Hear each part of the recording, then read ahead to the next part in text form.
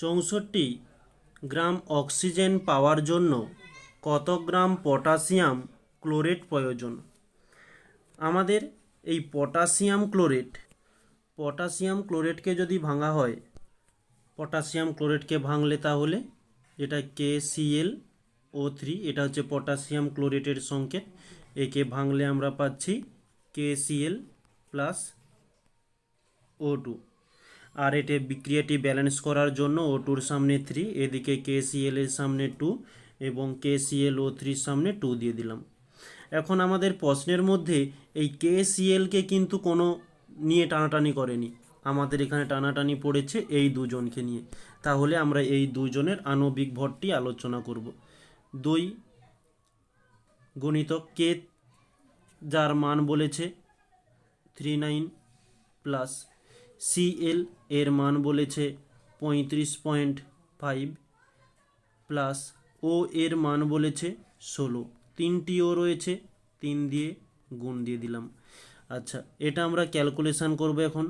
39 plus 35.5 plus 16 3 48, যোগ করলে 2 গুণিতক, এটা সবাই টোটাল পুরো যোগ করলে আমরা পাচ্ছি 122.5, গুণ করলে পেয়ে যাব 245। এটি হচ্ছে 2 KClO3-র আণবিক ভর।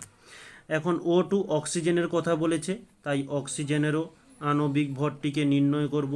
ও এর জন্য 16, 2টি ও রয়েছে, 2 দিয়ে গুণ দিলাম। 3 গুণিতক 16 দুগুণে 32, আর 32-এর সঙ্গে 3 গুণ করলে আমরা পাচ্ছি 96 গ্রাম। এখন আমাদের বলেছে যে এই 64 গ্রাম অক্সিজেন পাওয়ার জন্য কতটা KCl লাগবে। আমরা এখানে ভাষাটা ঠিক এভাবে লিখব, 96 গ্রাম অক্সিজেন পাওয়ার জন্য 245 গ্রাম KClO3 প্রয়োজন। তাহলে 64 গ্রাম অক্সিজেনের জন্য কতটা প্রয়োজন সেটা আমরা তাহলে দেখে নেব। আচ্ছা, এখানে তাহলে আমি ওই ভাষাটাকে লিখে দিচ্ছি যে 96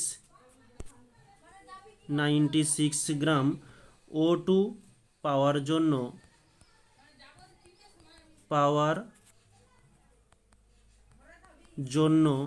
245 গ্রাম KClO3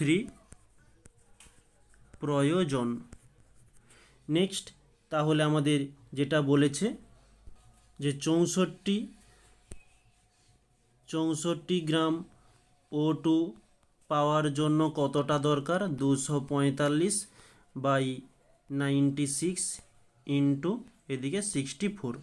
এটা আমরা কাটাকাটি করব, 2 দিয়ে দিই, 2 4 8, 2 8 16, 2 3 6, 2 দুগুণে 4, 2 দুগুণে 4, 2 4 8, এদিকে 2 1 2, 2 6 12। আমরা 8 দিয়ে সরাসরি দিয়ে দিতে পারি, 8 দুগুণে 16, 8 3 24। তাহলে আমরা একে কিন্তু আর কাটাকাটি সম্ভব নয়, তাহলে আমরা 245কে 2 দিয়ে গুণ করব বাই 3।